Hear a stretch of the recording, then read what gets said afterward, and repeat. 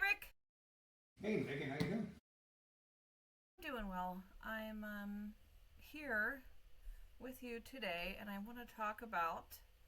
Um, sorry, this little screen coming up here. I want to talk about the real estate market. Wow, that's what we're going to talk about Yay! today. So wherever I go, whoever I see, I get the same question asked, and the question is, "How's the market?" And the answer to that question is not a lineal story of hmm everybody's in the same boat or everything is happening to everybody the same way. The market is it's very unique to each home and how the market is reacting to the home. Okay, so I tell people, if your house is hot, it's hot, and if it's not, it's not. So, one way to make your house hot, we're going to talk about a little word called concessions today. Mm. All right? It's a hot A topic right now. concession. hmm A concession is a fancy word for money given to the buyer for closing costs or repairs or to pay their realtor. It can be used for a lot of different things. So, let's get into it. Yeah, Uh, good one stuff. of the things, one of the things is, of course, let's talk about paying the buyer's agent. In June of 2024, we had the new law go down about when a listing agent takes a listing that they're just basically taking the listing for the percentage that they're going to get paid, and they don't take into consideration what the buyer's agent is going to get paid, and they let the buyer's agent make a contract with the buyer on how much they're going to get paid. And then when the buyer writes an offer, the agent 99% of the time asks for the seller to pay their commission, their payment that is due for representing that buyer. And so the seller can say yes or no or negotiate a different rate, that sort of thing. And there's all sorts of nuances to this agreement. The buyer's agent has an agreement with the buyer. It has a certain amount on there as far as the percentage goes, and there's a lot of different rules that go along with it. But the Right, bottom right, line right. is that's a negotiable concession. And we're not allowed to advertise it as the listing agent, which is an interesting situation. So, we're not allowed to advertise it, so it has to be something that we discuss when we get an offer in. But most sellers are paying 2 to 2.5% for a buyer's agent compensation. I haven't seen anything lower than that unless it's a buyer that's buying the house for themselves, and that's a different story.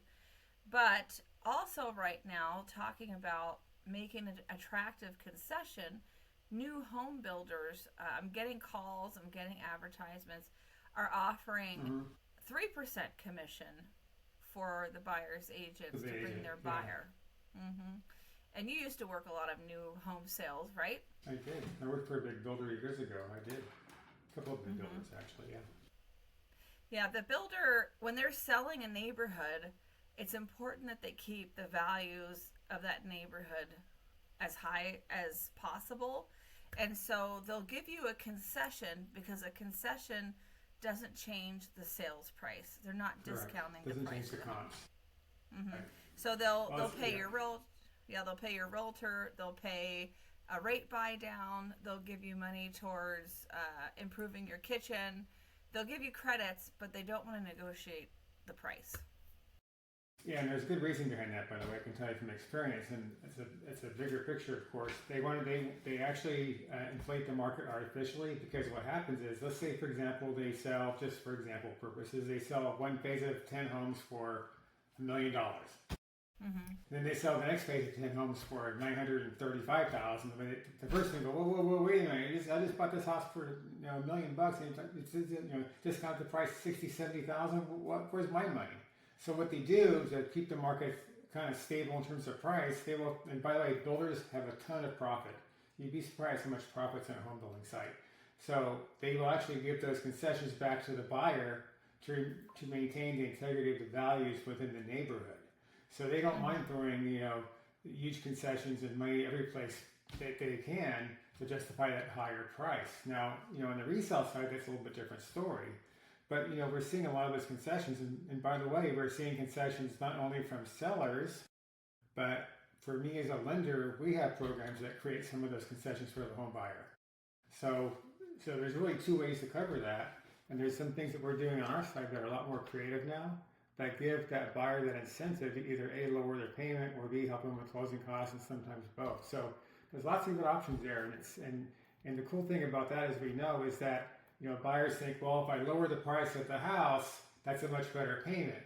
The reality is, when you put a pencil to that, Megan, we know this, that let's say you drop the price of the house, let's say $20,000 versus a $20,000 concession, okay? A $20,000 price drop is maybe $100 difference in payment. That's not a huge amount compared to $20,000 difference in out-of-pocket cash.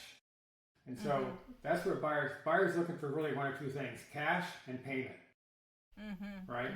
So if we can show that buyer how to lower that rate either permanently or at least for next year or so, or help with closing costs, that becomes a much more palatable offer for the buyer than would be a $20,000 price reduction. And builders recognize that, by the way. And that's why they keep selling all these houses, because buyers like concessions. And so that's really, I think, what's happening in the market right now. Right. And here's the flip side of that, because, some people might be listening to this and they're like, oh, well, instead of lowering my price, I haven't had any activity on my house, but instead of lowering my price, I'll offer a $20,000 concession and have the realtor advertise that in the MLS. The catch-22 in that is you can't negotiate offers you don't have. So if you don't have anybody coming to look at your house, they're definitely not going to be hitting you up about a $20,000 concession. So use your noggin here. If you've got an offer, it's not quite what you want, and you offer a concession for a rate buy down, that might be just the gravy on the mashed potatoes. So that might make the buyer real happy and able to put the deal together for you. Yeah, I think so too. I mean, if you look at the numbers, I do these numbers all the time, of course.